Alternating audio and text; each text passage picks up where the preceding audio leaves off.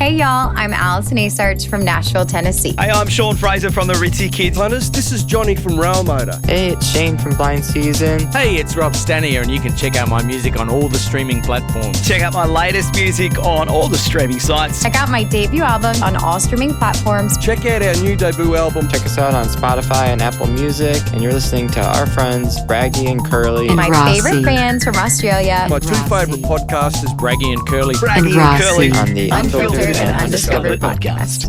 And Rossi. Hey there, everyone. It's Curly here, and welcome to episode 158 of the Unfiltered and Undiscovered podcast. We've got another great special guest for us tonight. We've got a gentleman called Robbie Mortimer joining us, and adding up, we've now got two Blues against two Maroons here on the panel tonight, so we'll see how that one pans out.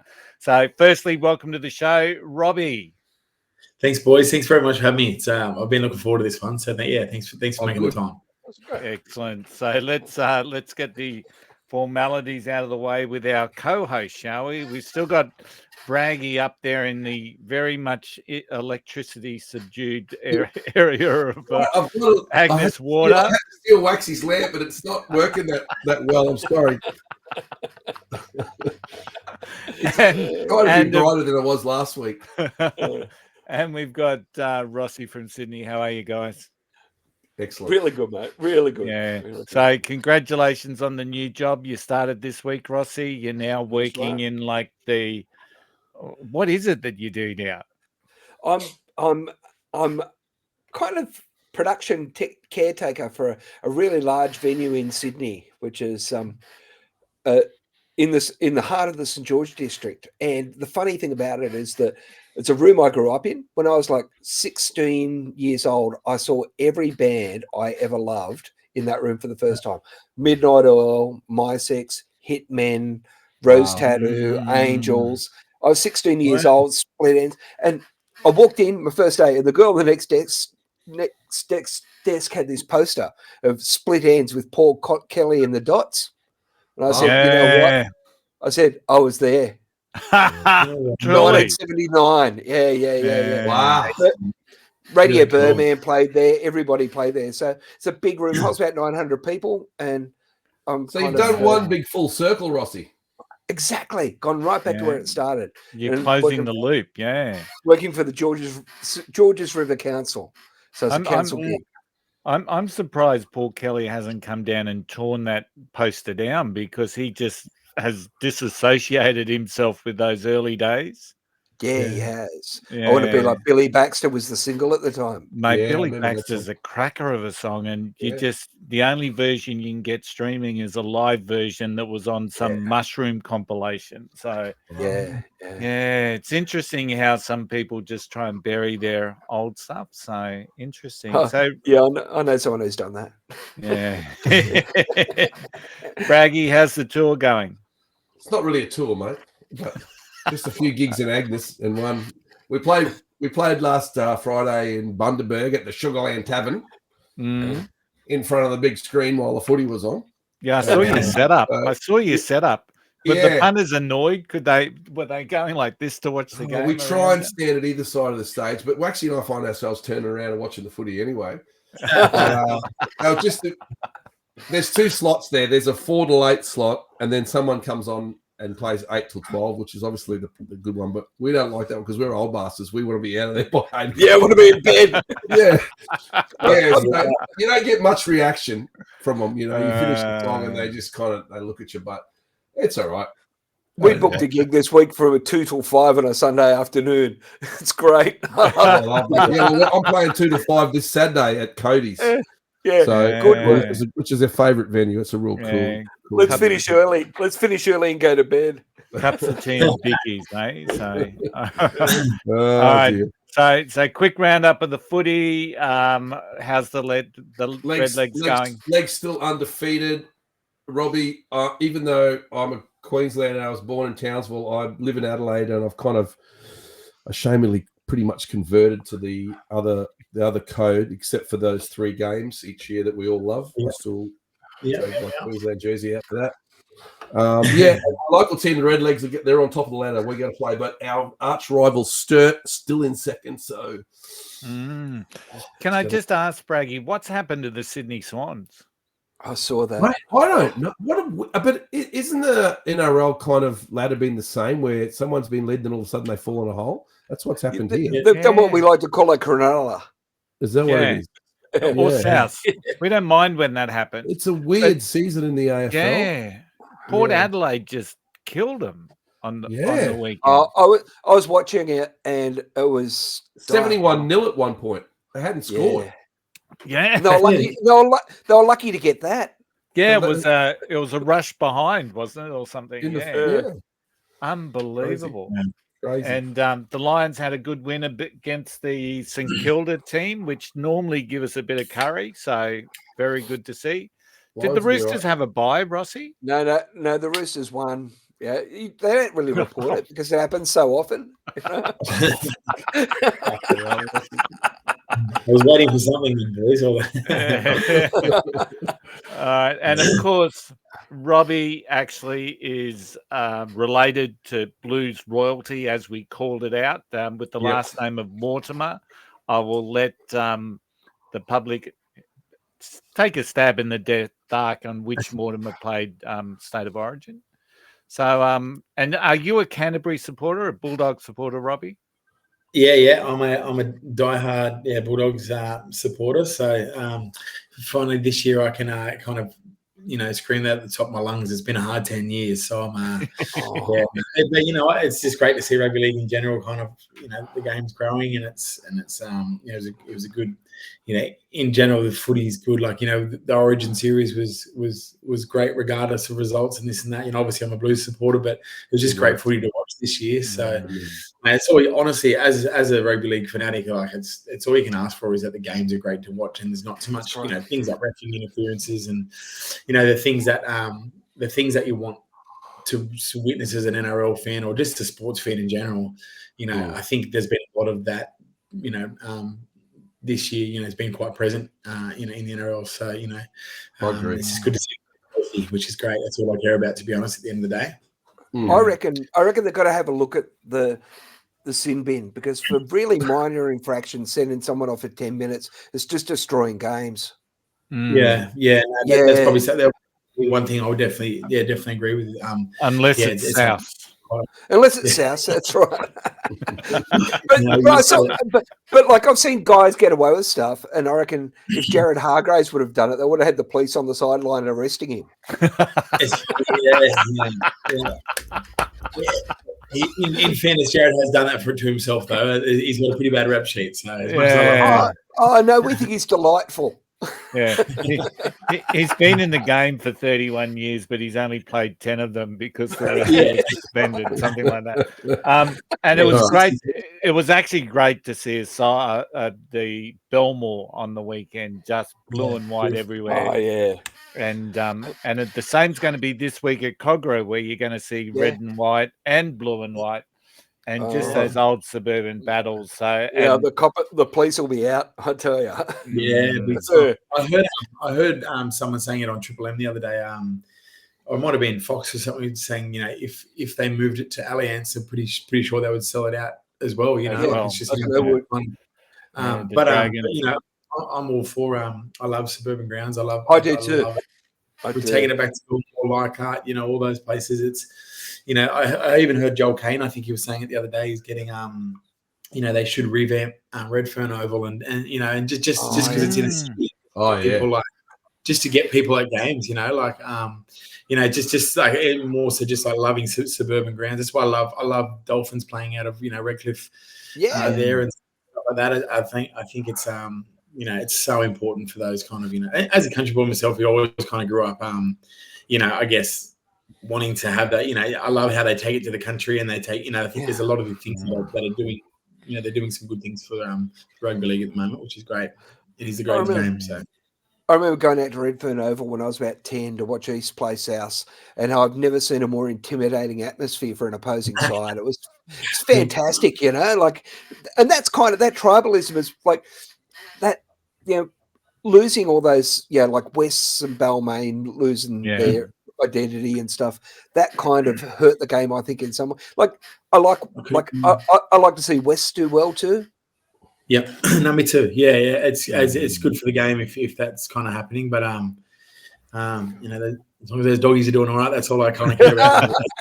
Well, Robbie, the big thing is this weekend I'm a Dragon supporter, so it is going to be one of those things where I hope you do okay this weekend, but not enough, because didn't the Dragons have a great win against the Storm?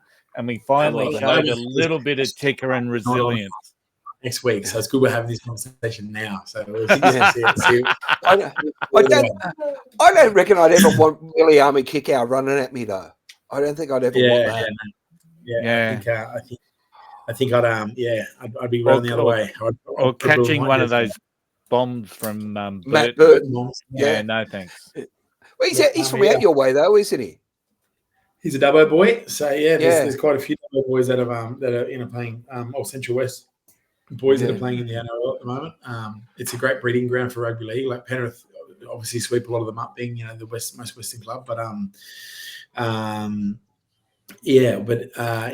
honestly, there's a great pool of rugby league players in the Central West, from Orange, Dubbo, Mudgee, Bathurst, Blaney, and everywhere in between. It's a really good breeding ground for rugby league.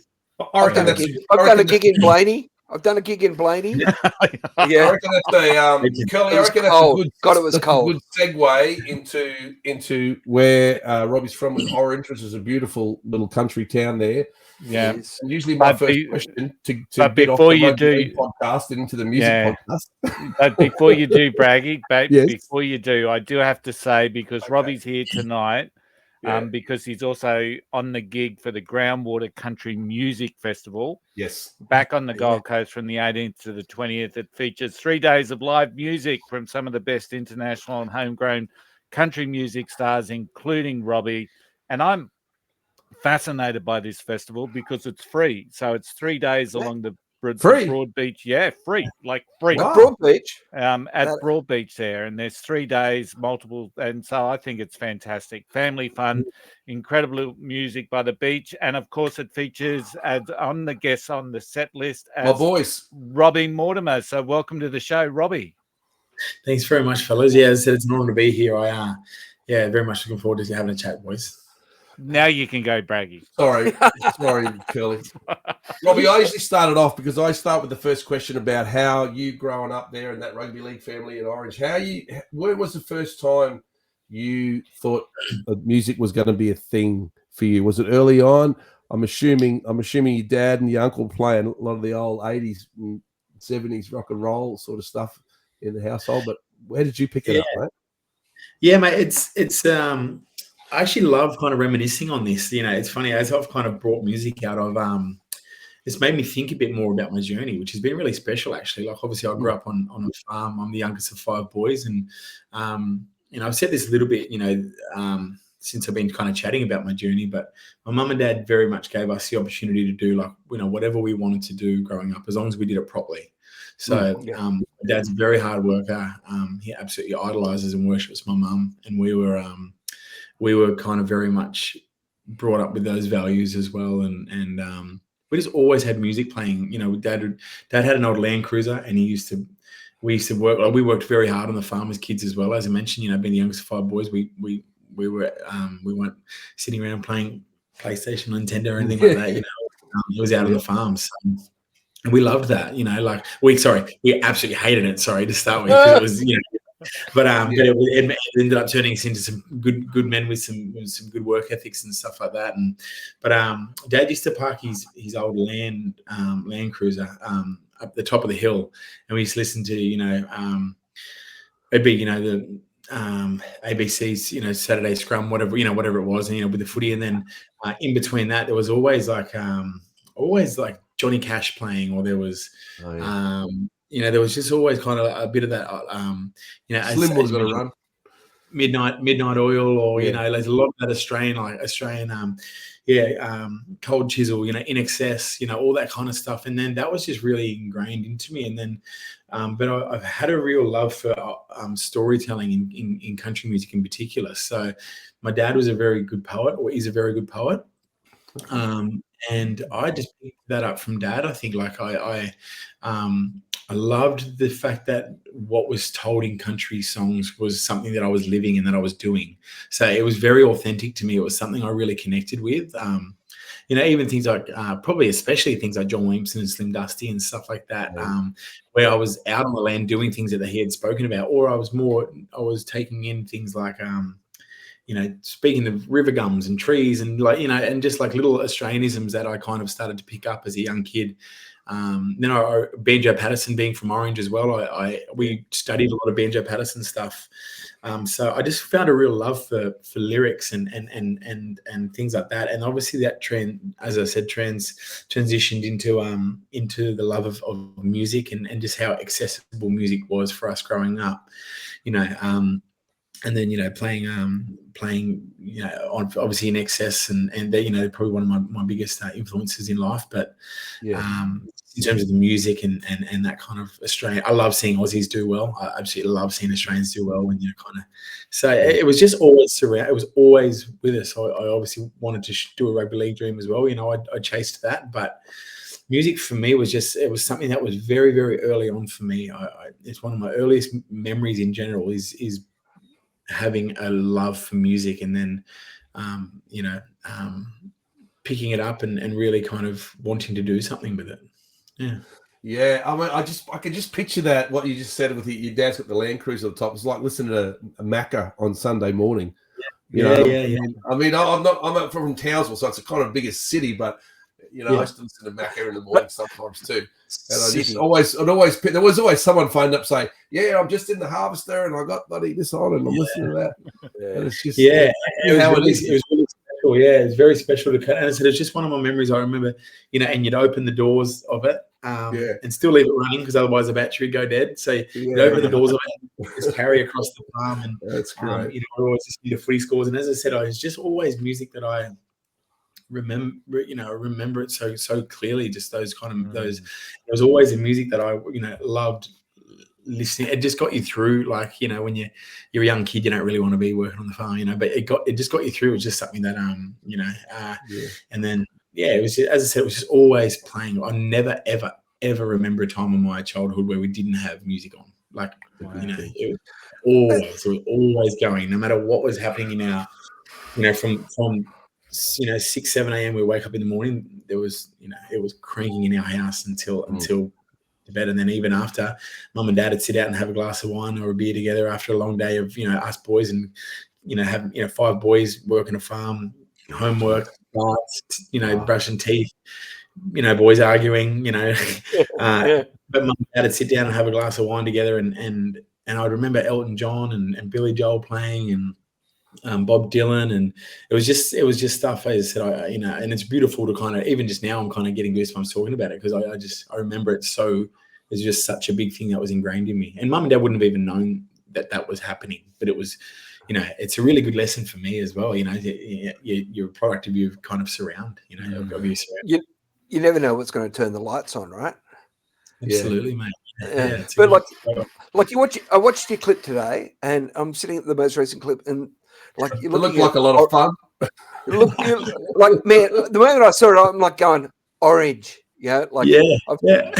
My best mate lives in Orange, and I've got a niece who lives in Orange. I've been out there, and it is bitterly cold, but it's a beautiful, picturesque city. Like the town is a beautiful town. Like it's really like it's beautiful. Like I don't know, it feels really well preserved. So growing up or living in that environment must be conducive to sort of all the things you're talking about, right? Yeah, well, mate, it's funny, and like even just to divert from that for 2 seconds is, I'm very proud of the community that I come from. Like, I never really realized it until you move away or until you go away or whatever, and then you do realize like everything I've kind of ever done musically has been based around the people I've grown up with. So I got all my first kind of stuff recorded and done in Orange, and my band members are all from the Central West, if not Orange, all from the Central West, and even still now I'm flying them all around the country and doing this and that, and then my boys from home, and then my film clips, the director is from Orange. I film everything most of, the last 3 film clips I've done, music videos I've done have all been different locations in Orange. I'm very proud of the kind of place I come from, and the community's embraced me and given me a platform to be able to get out and chase this dream. And I do have a lot of people in the Central West that are cheering me on and kind of giving me a bit of that confidence and that bit of like, go get 'em attitude. So I'm very proud of that. And also it can go 2 ways. You can either let it bog you down or listen to because there's always people that aren't going to always be supportive of what you're doing, but I don't listen to that stuff. I listen to I've got such a beautiful network of people that have supported me from literally playing at 16 17 years old at the pub when one of my mates parents owned the pub and just said, "Oh, Robbie wants to play a couple of gigs. Can he come, come and plug my," so it's kind of grown from that to being able to, sell out some pretty cool shows there. And I said, record there, have a lot of that, that Central West still in my bones and flowing through my blood, if that makes sense. Like no matter kind of what happens, I still want to have the roots of that country town and those people as a part of this journey for, hopefully it goes for, long into the night, as we can say. Yeah, it's kind of both an honor and very honorable, I reckon. Yeah, I think it's something I've very much pride myself on, that I've got I've got probably that outlook on life as well. I think it's not limiting, if anything, I go to Nashville every year to write songs. I go, so I'm not saying I'm just stuck in there, but it's given me a base where I've got a great community, a great network of people who love and adore what I do for a job, and people that are cheering me on because a lot of them wanted to leave town or do things differently themselves. So I'm having people cheer me on in that way, and I think it's beautiful. It's great to have that sense of community as a country. I don't have a job without those people. The Nashville question's always a big one for us about this sort of stuff, isn't it? You kind of got to be drawn to that's Music City. It's the capital of the world for what you're doing. It's the honey pot. Yeah, and the Australians go over there. There's a lot of Australians go over there. I've been over there quite a bit, as of late. The last couple of years, I've spent, a couple of trips over to Nashville, just to get some. I've made a really good connection with Coy Bowles from the Zach Brown Band. He's been my music mentor for the last couple of years. So every time I go and stay with him and his wife and kids and his family, and go and kind of, I get to go and hang out with the band and basically get this real inside knowledge into the town, into the city, into the riders, into what it takes to kind of have that professional approach. I was speaking to Coy on the weekend. They just played Nissan Stadium in Nashville. It's 70,000 people or something like that. Whatever it is, and they're doing that every weekend. With Kenny Chesney and Megan Maroney. Like it's just. Is that the football stadium? Yeah, that's the football stadium at the end of Broadway. Yeah. Yeah, wow, yeah, that's yeah. Big room, big. They're like, wow. Yeah, wow. And then they've done that. They've been doing that all across the country this year. So, every weekend's a different football stadium. So, for me to kind of have that insight and me to be able to go to a couple of those shows, previously, like last year and the tour before, and then go backstage and on the tour bus and have a beer with them all after, and just kind of, it's good. I definitely don't gloat that. I don't like, I don't.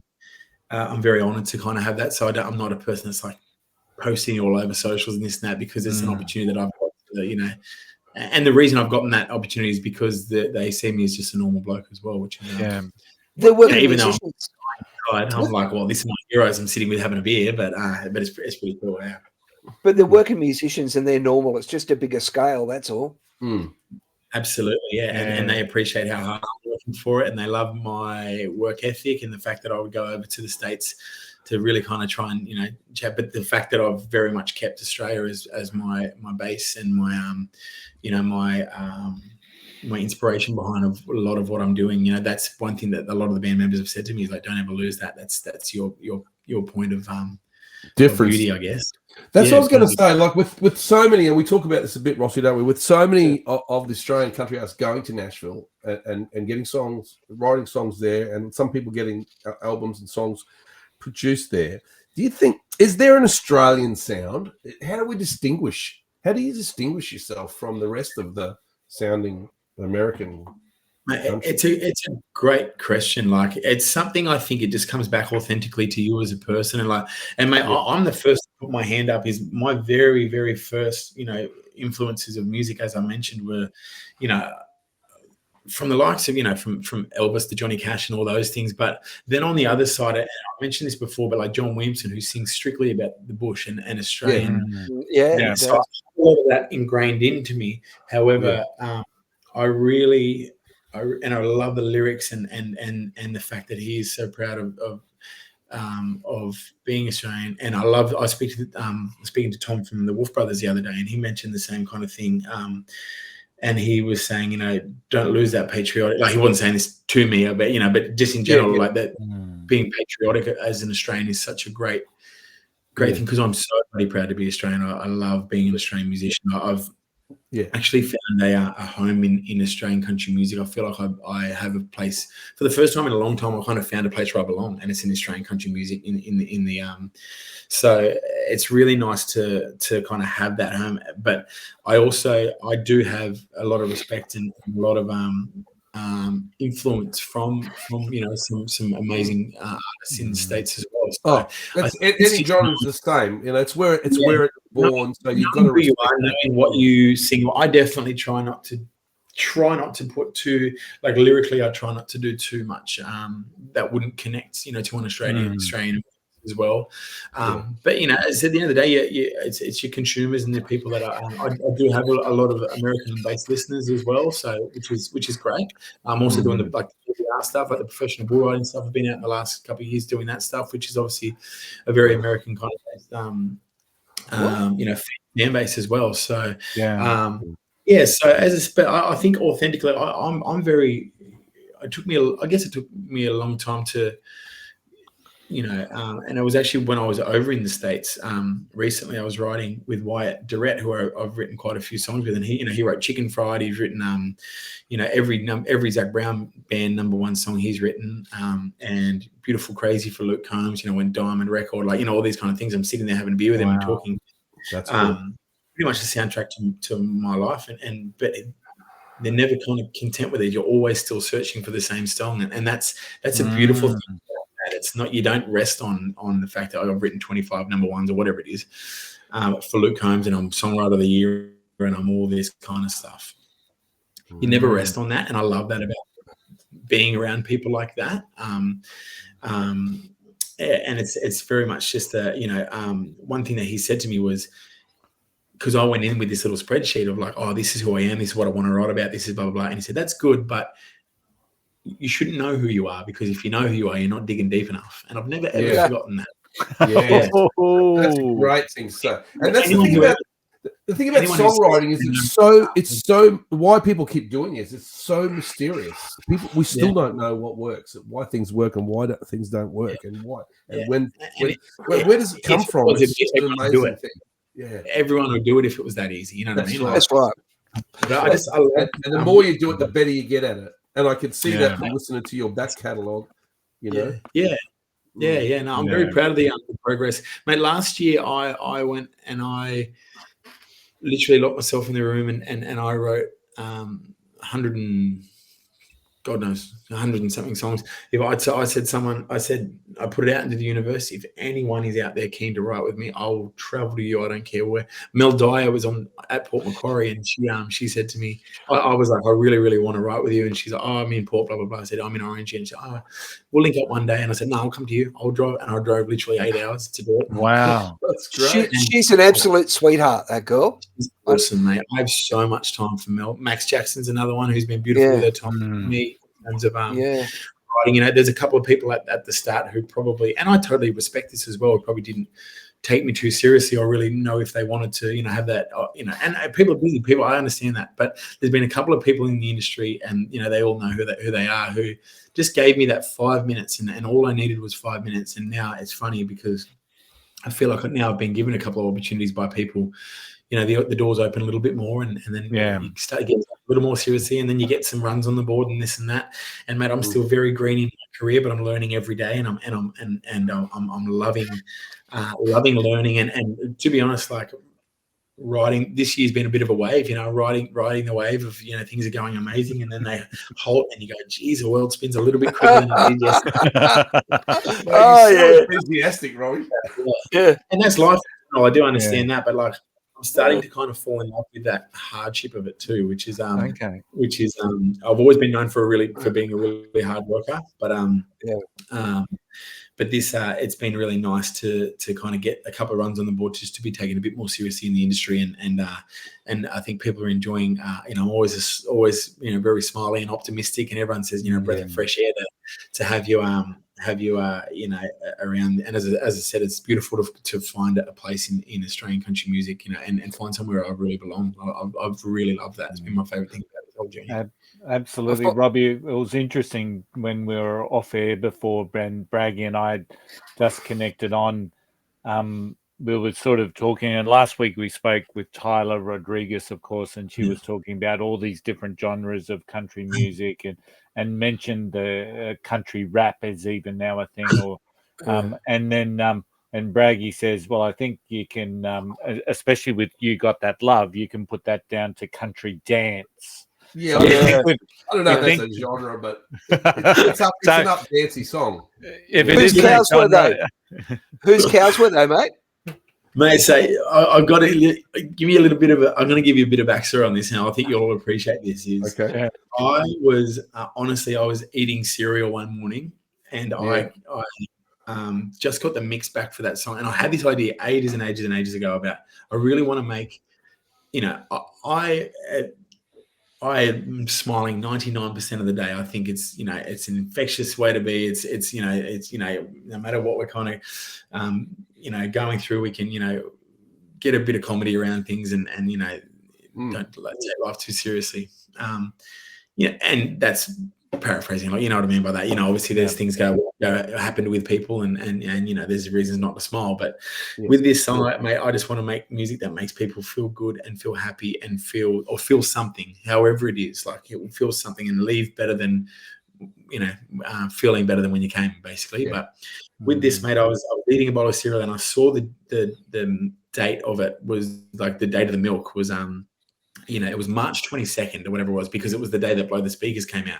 And I said, that would be really funny for a film clip one day. Is like, something happens with the milk, and I just, one night I just sat, and I woke up at like 3 a.m. and I just mapped this stupid film clip out, like ridiculous.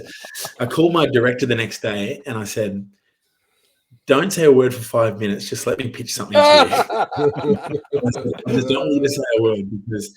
And I'm sitting there and I'm going back and forth. I'm going, how on God's green earth can I pitch this stupid idea about me feeling good about this milk, and you dance down the street and this and that. And I really feel like my director, like Craig, and I, he sat and he just laughed, and we laughed our way through a storyboard.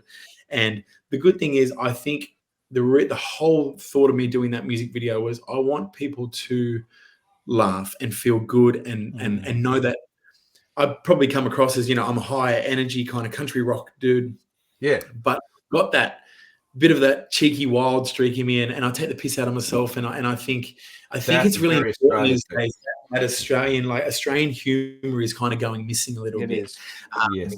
And I really wanted to get that humorous kind of side. And I said, it sounds weird me saying about that, but I'm just saying, like, I wanted to show people that, you can have fun with what you're doing. It doesn't all have to be like, hey, do you like this song? Well, I just wrote the song of the summer, and all, everyone's doing that shit. Yeah. So I really wanted to kind of take the mickey out of myself a little bit, and just show people that you can have fun with this as well. And that works so well on stage, Robbie, too, that sort of thing. I mean, you think about one of the greatest entertainers we've ever had, Johnny Farnham. He was hilarious on stage. Yeah, mate, 100%. And like, you look at the guys like the Seaforth guys, they're classic. Like, I even look at, like, in terms of dance and stuff like that. I mentioned a couple of times, like, very influenced by Michael Hutchence and stuff like that. And he would move his hips.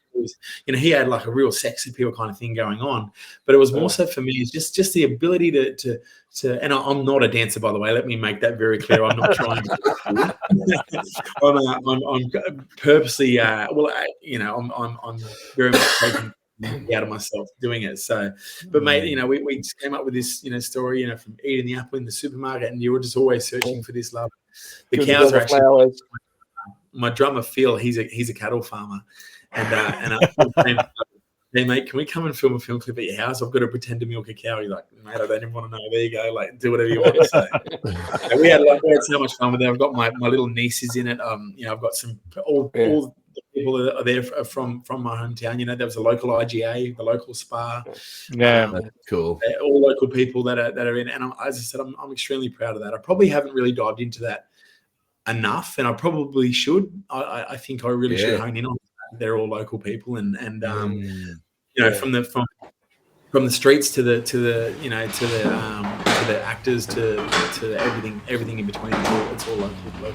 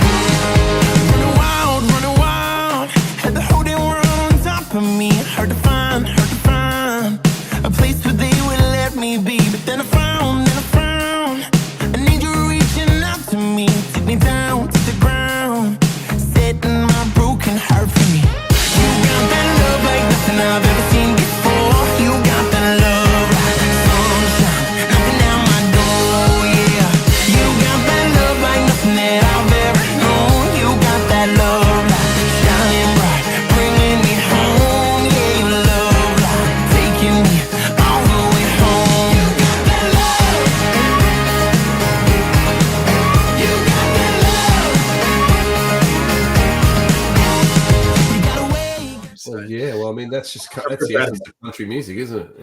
Absolutely. Very proud of that music video. As I said, I guess you've always got to factor in you've got 4 big brothers who are going to see it as well. Yeah, well, my comedy comes from is I if I ever got too big for my boots or anything like that, I had 4 older brothers, uncles. So, but no, we're all very supportive of each other. I've got one of my brothers, James. He's doing music as well, and so we've all kind of taken different paths of life and stuff like that. As I said, I've definitely got some older influences that are very much on board with the journey as well as whatever it may be. So I'm very lucky that. That's cool, man. That's really good. So it should be too. Yeah, I agree. It's a cracker of a song, but so is Blow the Speakers and Dashboard Drummer just quietly. Yeah. Good songs. Thank you. Yeah. It's definitely just trying to get that. I really influence. You Got That Love is probably the poppier style will go, if that makes sense. Like I definitely like country rock kind of stuff. So I'm very influenced by Matchbox 20 and all that stuff as well. So not just country sounds. I really want to try and all the I guess if I can say it like this, you get story and energy from someone like Garth Brooks maybe, and then a sound of Matchbox 20 mixed in with a bit of Zach Brown band and a bit of Morgan Wallen, a bit of that stuff. If you can kind of put that all together, I guess it'll come out. It'll just come out, and whatever you listen to will come out in your songwriting anyway. And it does. It comes out naturally, and that's what I love. And I realize that I'm not forcing anything I'm writing. I'm enjoying the writing process, and you know what, mate, I've written. If I wrote 1,000 songs last year, 990 of them were horrible, and we'll never see the light of day. Exactly. But I love that. I love that. I'm not rushing this journey, mate. It's a marathon, not a sprint, which is some great advice I got given the other day. And at the end of the day, I got a smile on my face. I've got the community's growing, and the people are really starting to jump on board with what I'm doing now. So, and I always write down the people that have been there from the start of it, and I show a lot of gratitude to those people along the way as well. So and it's good for me to. Very much something I want to do is understand it and identify some people coming through that I can help out as well along the way. Awesome. Cool, so now it's time to I don't know if you're going to be showing gratitude after this segment, Robbie, but I don't know. My competitive coming out. So as we let you know, we do a trivia halfway through, so I think we're about halfway through, a little bit over maybe. Braggy's writing better questions all the time. He's going to get me real soon. Yeah. Could be He's tonight. not completing streak coming out now. It's a hard quiz, Robbie. It's not easy. I can't make it too easy for Rossi. Although there's a couple of questions, and I always try and throw one in for Curly. You've got to get at least one. Yeah, I always get a multiple choice, so at least I've got 50-50 chance. This week it's the Dragons. The Dragons of which Sydney Rugby League club? What's your favourite colour? Which team does Rossi hate, the Roosters or South? Yeah. Okay, you ready? First one's not easy. Okay. It's a hard first one. Okay. Who is Curtis James Jackson III better known as? Okay. You just felt all the energy just go. Sorry, it's a hard one first up. Curtis James. Can I buzz in? Do I buzz in? Is that how No, just write it. No, you just write it down and then we do it all. Gotcha. Right. That's what Rossi could be in trouble. He's got older brothers, see, Rossi, so he's yeah, that's right. It's going to help. That's where I got it from. I had an older brother who maybe listened to Led Zeppelin. Okay. Number two. In what year was the first Golden Guitar awarded at the Tamworth Country Music Festival? What year was the first? It started before. They didn't have golden guitars at the very start. So what year was the first golden guitar awarded? Don't know. Did Slim get it? Yes. Yeah, fancy. Yeah. I think you got about the first five. Yeah. And rightly so. This one's for Curly. Because as you and you'll know why. Rossi. Okay. Which Beatle was the first to appear in the animated TV series The Simpsons? So you got a 1 in 4 chance of getting this. Which Beatle was the first to appear in the animated TV series Simpsons? Okay. I write these questions too. I don't get them from anywhere, by the way. Just to let you know. He's looking. I got a recollection of that episode, actually. Have you? Yeah, that's what I'm trying. Yeah. Okay, number 4. Oh, that's my favorite question. Which singer appeared on the cover of the October 1978 edition of Playboy magazine? Which singer appeared on the cover of Playboy in October 1978? 78. Gee. Sorry, mate. It's going back a bit. This one seems like I wrote this for this next one, 5 for Robbie, because he's already mentioned this, I think. Number 5 is who wrote the lyrics to Waltzing Matilda?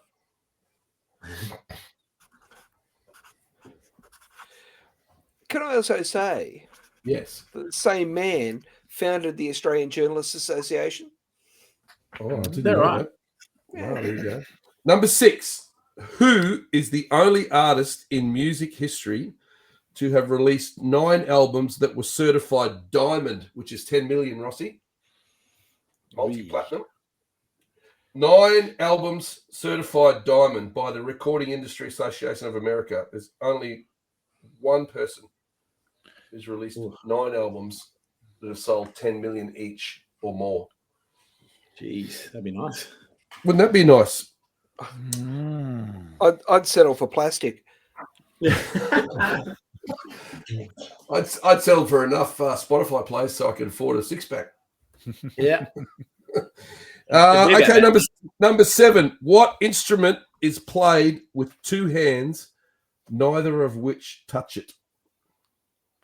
Yeah, I got that. I've teched a few of those in my day. Have you? Yeah. Was it on Star Trek or something? Yeah, could have been. Could have been, yeah. Even Midsummer Murders could be on. Good vibrations. Good vibrations. It's on that one too. Okay, number 8. Who recorded Sweetheart of the Radio, widely considered to be the first country rock album? The album called Sweetheart of the Radio was in 1968. They say it was the first country rock album. 1968. Yep. Sorry, they're all questions. No, it's good. I love that band. Question 9. Question 9. On what album did the famous Rolling Stones' Lips first appear? Ooh. The guy they got to design that was this uni guy from in England, in London. They paid Did him they buy 50 him out? They They paid him bought him out? £50. They paid him £50 to do it. And that's it. That was it. Yeah, that's all he got. He could Oh, have. He must have. Same with the guy who did the Ramones logo. They bought him out very early, and then he got his money back later. Yeah, I think okay. rightly so too. Yeah. Yeah. It's implied copyright. You would like to think, Mick, yeah.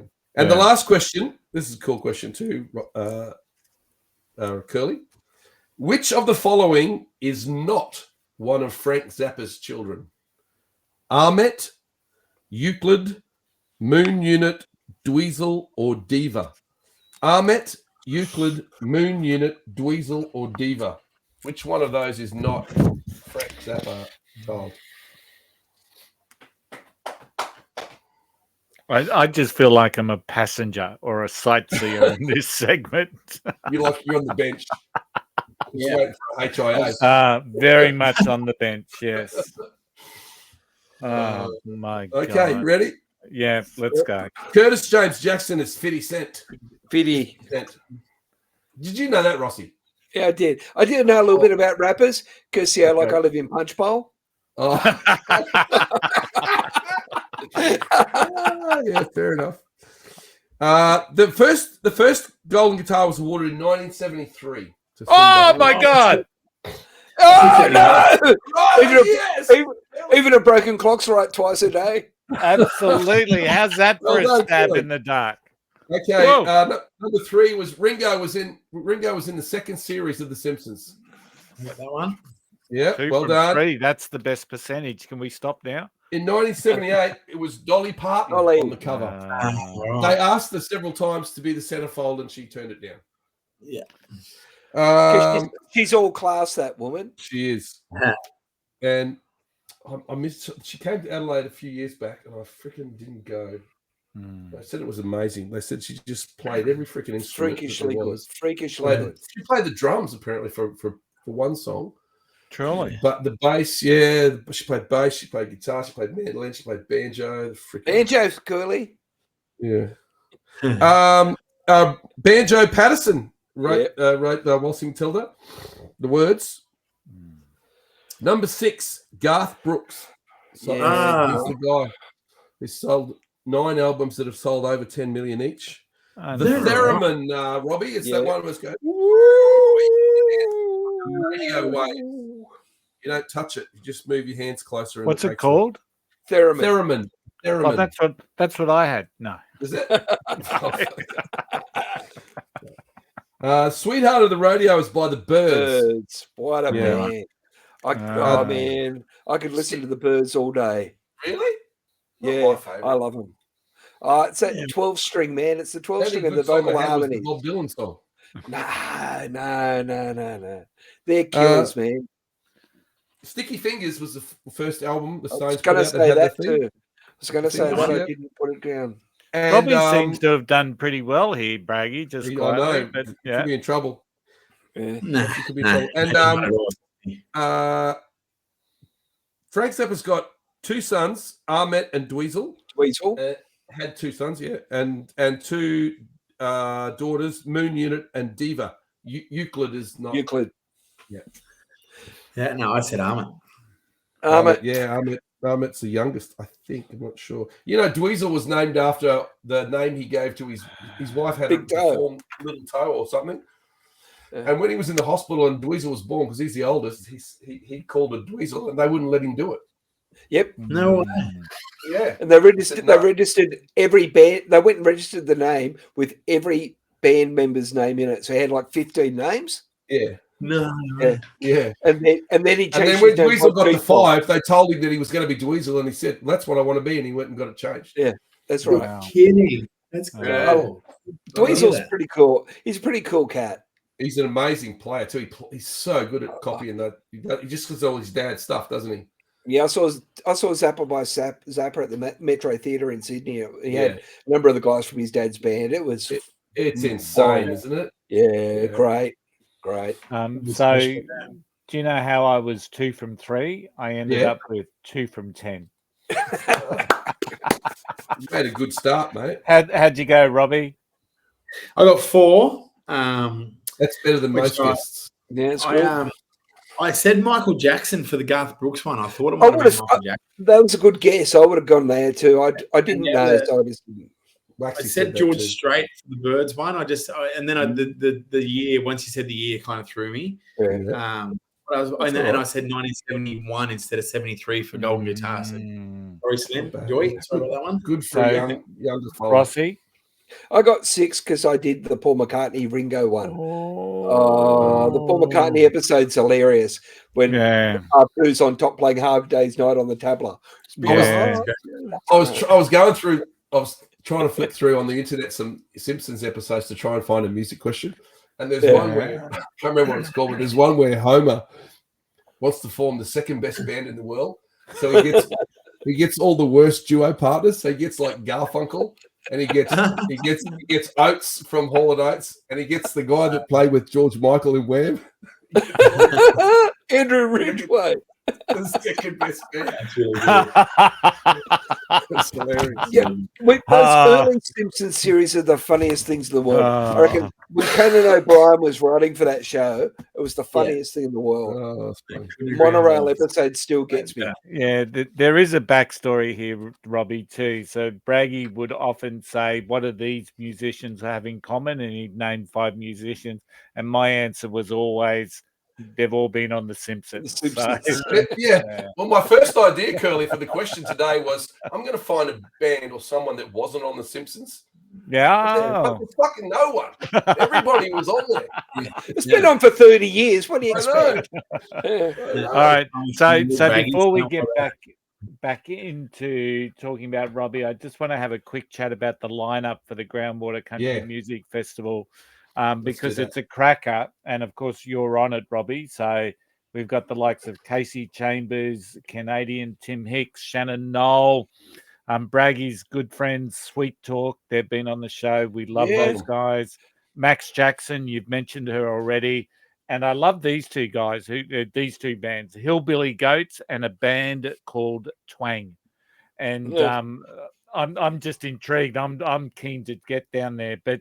That's a pretty good lineup. How do you feel about are you looking forward to seeing anyone in particular, or just getting? Yeah, mate, I am. It's funny. This is actually a festival I manifested playing on this one for a little while. So this is a real honor for me to kind of play at Groundwater. I wrote it down probably 2 years ago that I really wanted to play at this one. I've got a couple of festivals that I really wanted to. This has just I've been given a great opportunity to.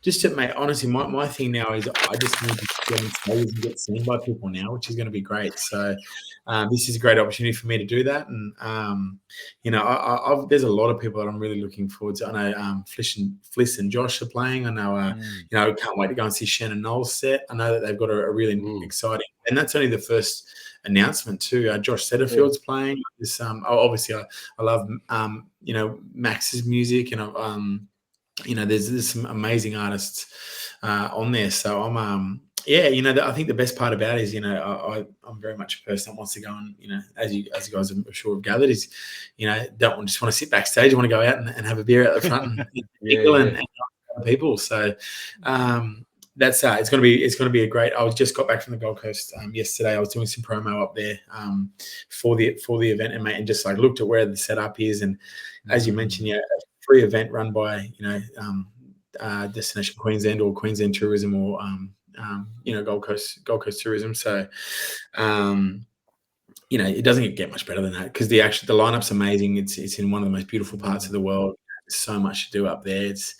It's going to be a great festival, and I'm truly honoured to be a part of it. And I don't forget that stuff, as I've mentioned a couple of times. I'm really, really excited to to go and just do my thing, do what I do best, and we've got a really good high energy rock country show, and we rock it out.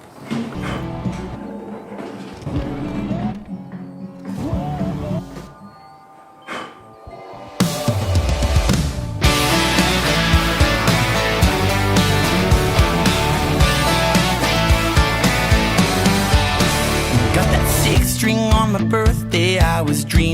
rock and roll.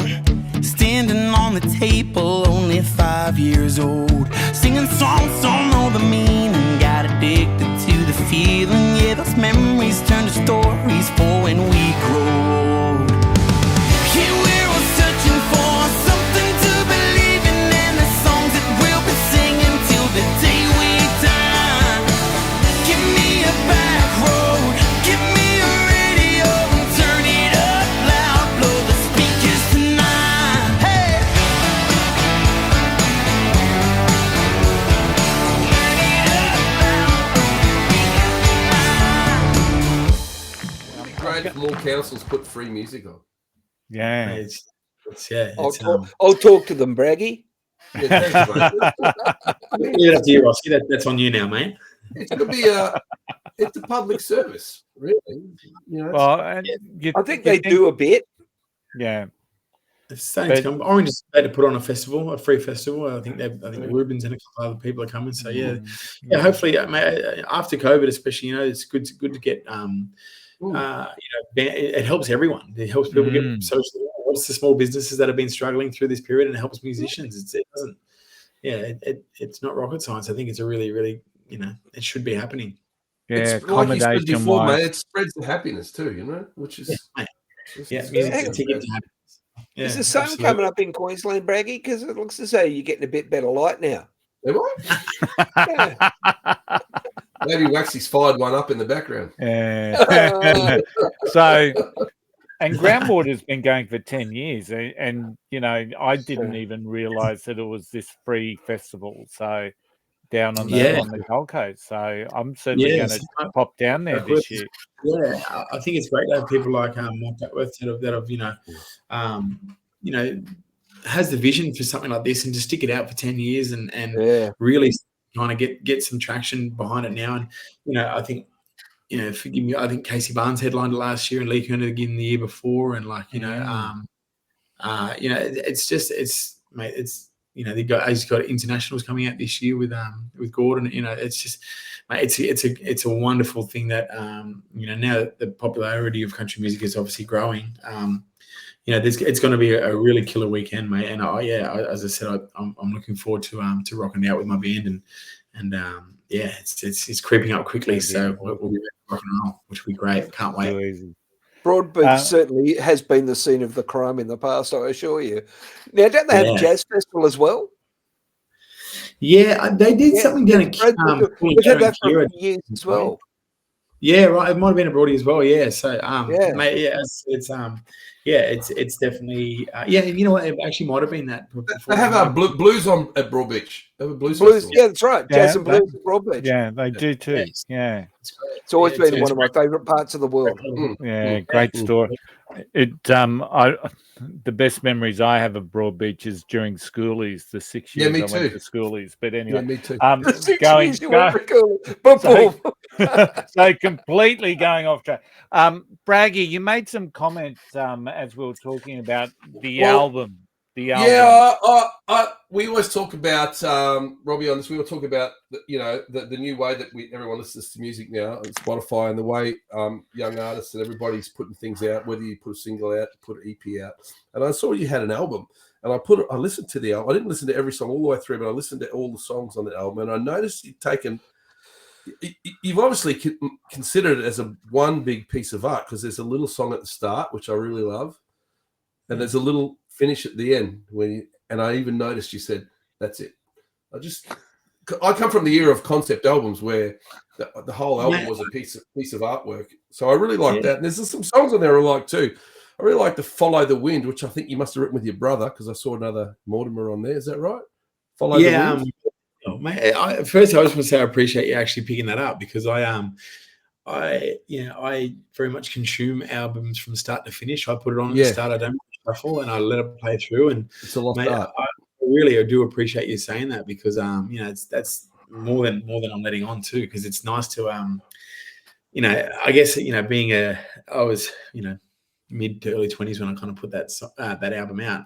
Mid 20s when I put it out, and it was just the way that I consumed music. I think my first album I ever bought was Yourself or Someone Like You by Matchbox 20. Like, was gifted that, and then Robbie Williams, and there was that story and that tension in the middle, and that kind of I guess the resolve at the end, or maybe leaves you hanging for another album that's coming. So, as I said, I really appreciate you kind of noticing that. Right. Like, it's a very reflective, it's a very sad album.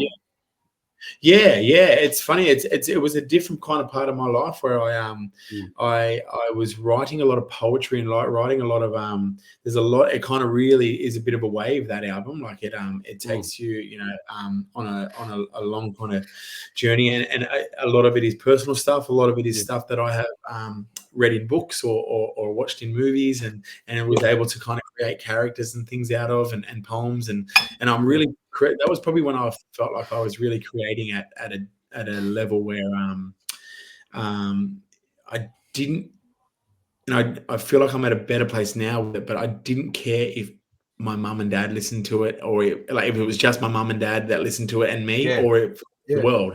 I just wanted to do something and create this piece of art, and that was a journey and a chapter of my life that was kind of captured in the form of a record, and I'm really really proud. And obviously, these days, as you mentioned, a lot of albums are,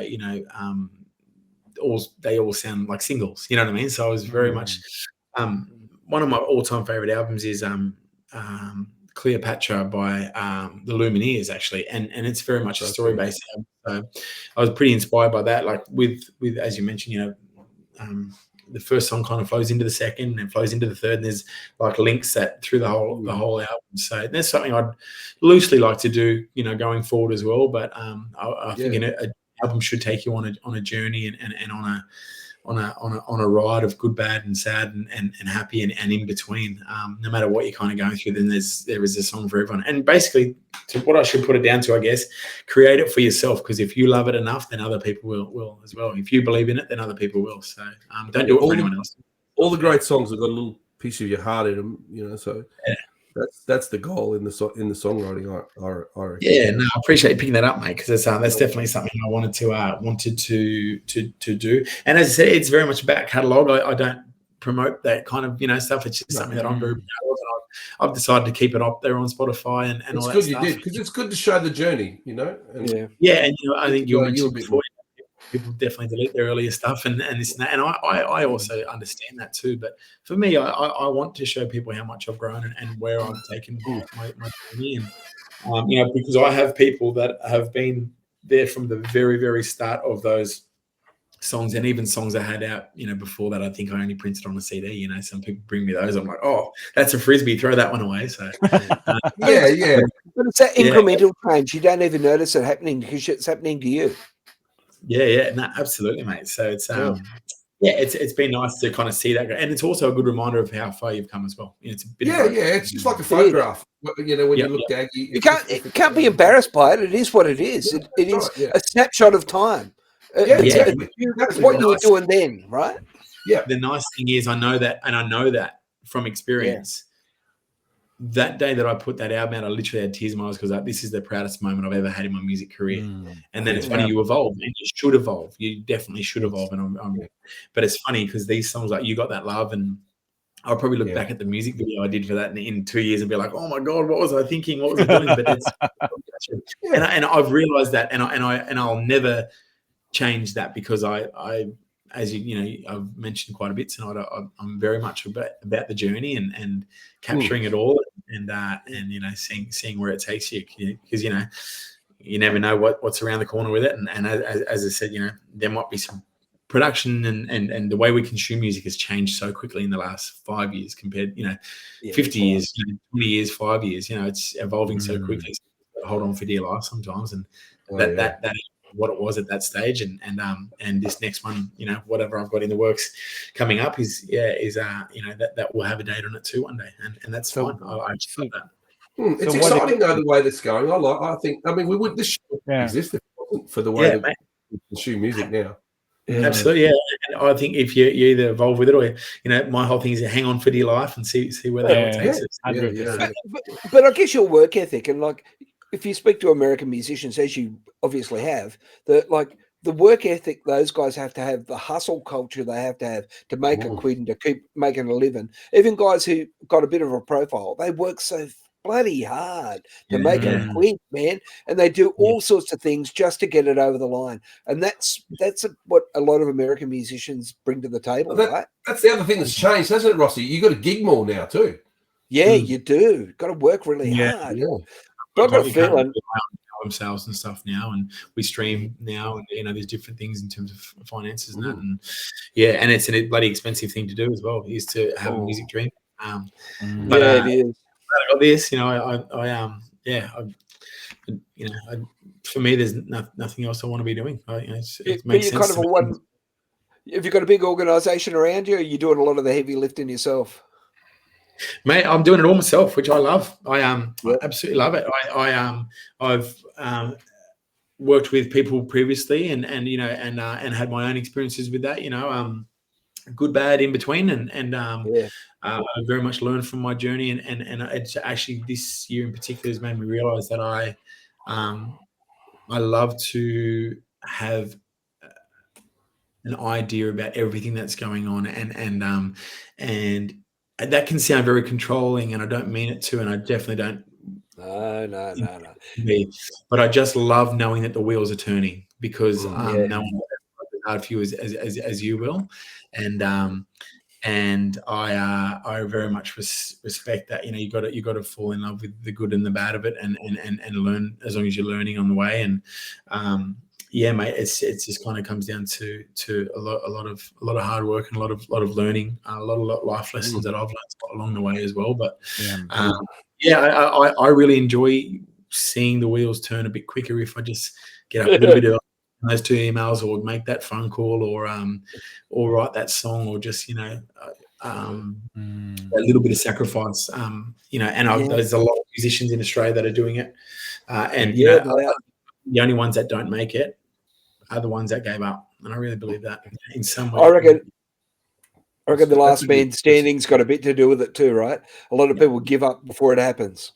Totally, mate. Yeah. May as well have gone to throw it in, and trust me, but it makes sense to me, and I know that whatever happens with me music wise, and I'm at a level that I never actually thought I would be at, in all honesty. I always kind of dreamt it and manifested it and this and that, but it's been going really well for me, and I'm very proud. And mate, literally, I can promise you, it is 98% of that is a lot of bloody hard work, because 98% without a doubt, more talented than me. And the more you keep it, the things in your own hands as well, then the more authentic it is for you. Yeah, and I don't want to grip on that.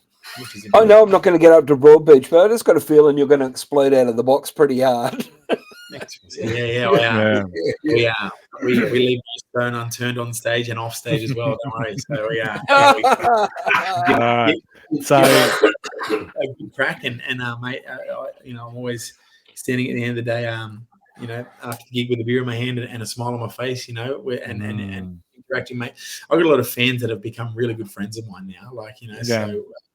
And just because they can tell, I don't go out and hide out. I don't go and hide out the back, and to be honest, I hope that there's a day that you kind of have to do that. You have to kind of get out the back and this and that. But even though I've done some really cool festivals and this and that, and I'm straight out the front having a beer, and everyone's like, "What are you doing, mate? Get backstage!"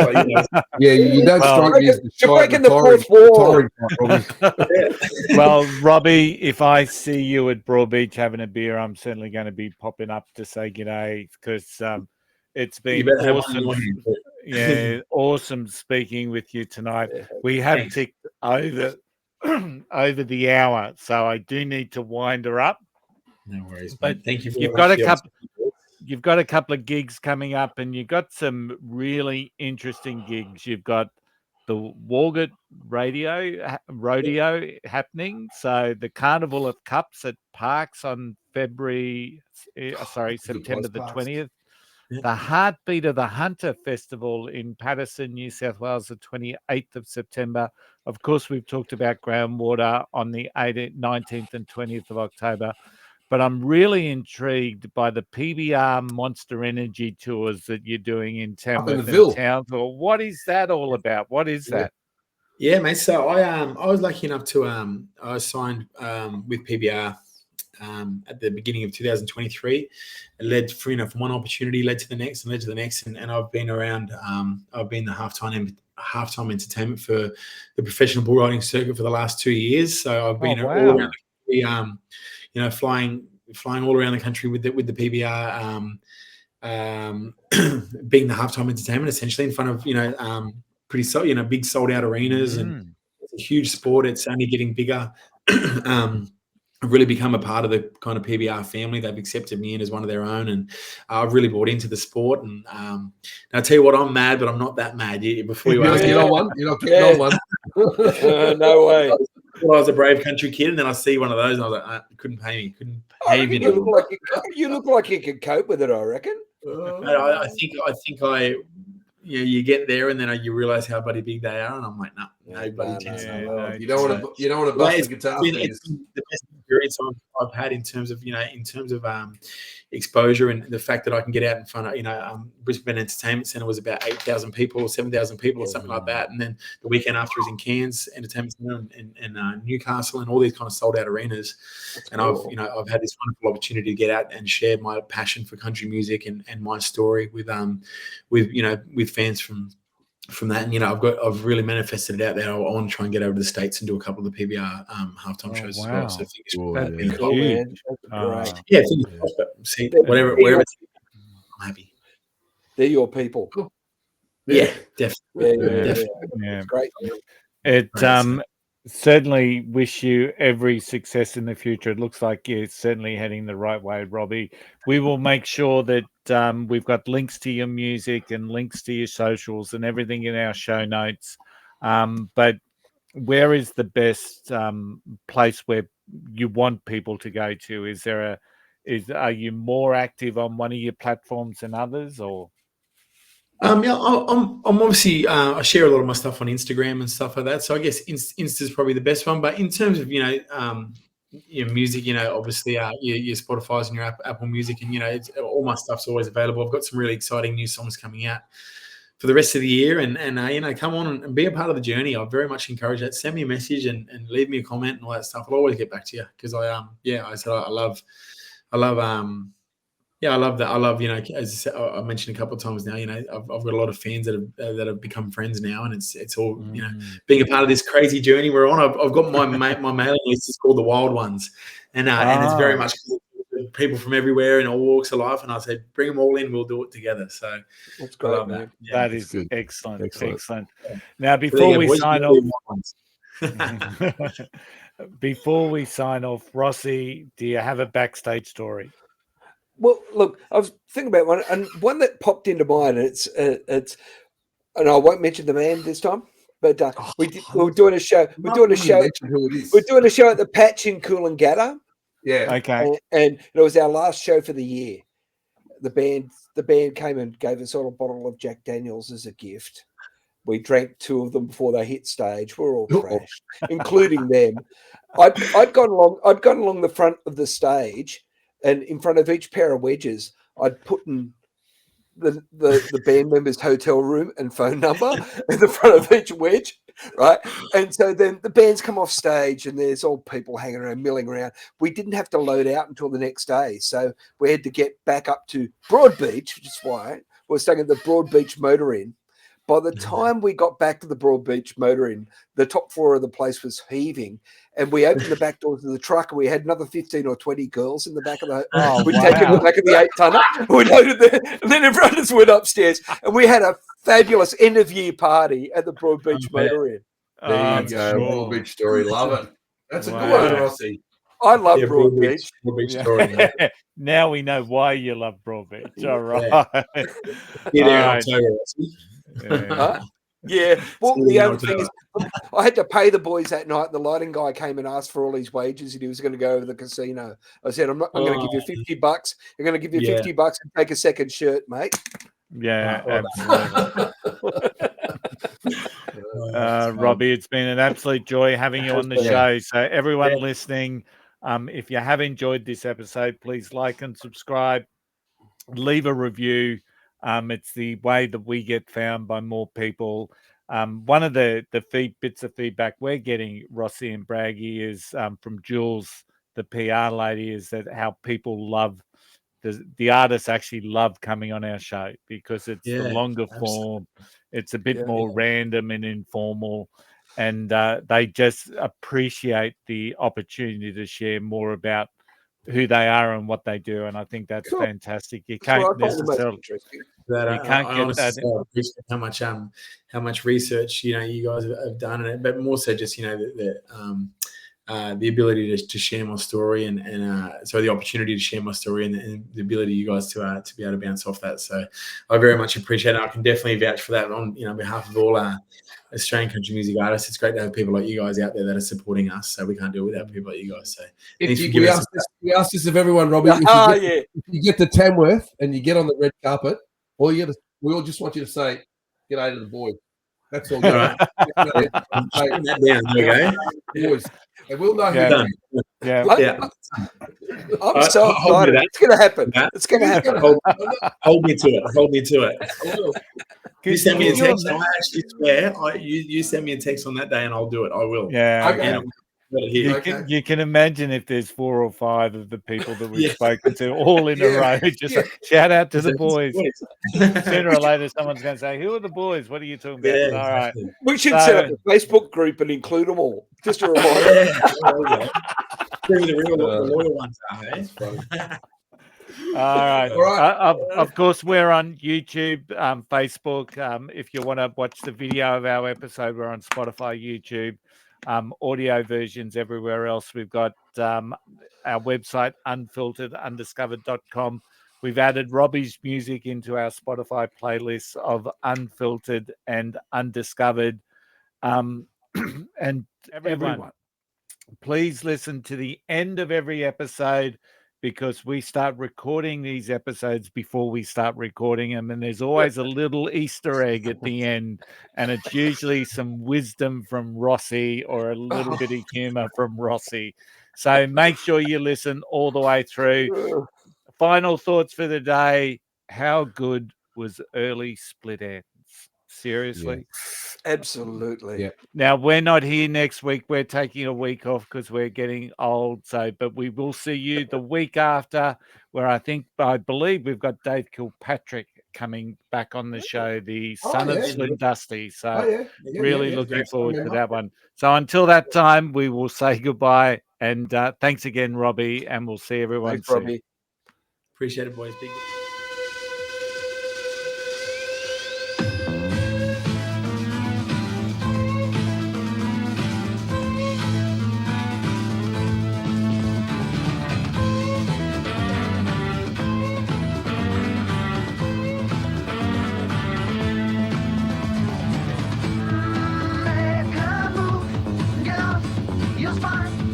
Shake your leg, toe the line, monster.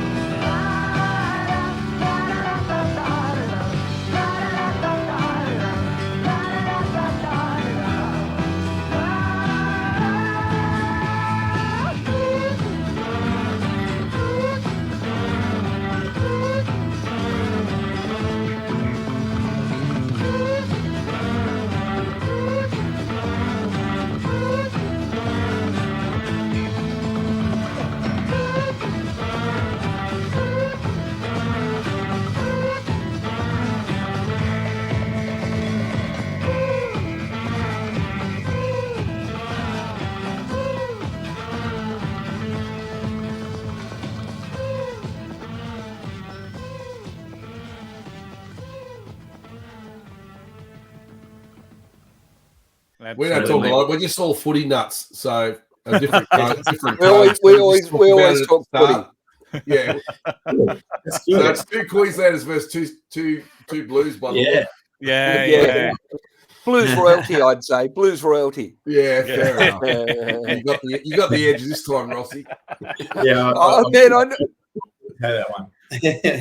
I need some help every now I and did again. read where Robbie played his football in Queensland, though. I did actually. That was my first senior footy. So yeah, I keep my mouth shut often about that. Yeah, I reckon you'd have to, wouldn't you? Yeah, exactly right. Where were you playing up there? I was at Redcliffe, so I went up. I was signed with the Tigers in Sydney, and then I went and had 3 years at Redcliffe Dolphins before coming back to Orange to really kind of get into the music, and I was a school teacher as well. So I was, and then obviously music full time. But and I loved my footy, mate. Growing up, still watch most games every weekend, and of the NRL. And I just love it, mate. It's just the greatest game of all. So preaching it big time. And it's good to see the bloody doggies going well for finally after 10 years. I live in the Canterbury district. I live in the district. Oh, really? I grew up in the Canterbury district, but as of this week, I'm working across the border in St George. And You're a bloody silver tail, Rossi. I was at the 1974 grand final because I'm a Roosters supporter. Really? Wow. Yeah. So I've been followed, but I've been growing up in the Canterbury district. I like them a lot more than I like St George. The 80 grand final against the East. I know him and Steve Gearin, bastards. Yeah. It's funny how much you kind of grow up with it. And I'm the youngest, so I didn't really know. I didn't know Dad as a footy player. All my uncles as footy players. I knew Dad as a farmer and everything. And then we'd go to Bulldogs games, and people were like, royalty. Crazily fangirling over my dad, and I didn't get it because I was like, it's just my dad. You know what I mean? I never was being the youngest of the 5 boys, where the other boys actually grew up a little bit with it, so it's really funny that. And so I just didn't know any different. Nah. Yeah. So you're Canterbury supporter. Well done. Yeah, I don't tell many people that except for this year. I'm gloating it. So I'm happy to see them looking good. I really am. It's like it's like footy when they're getting there's always a couple of clubs that need to be doing well in the comp.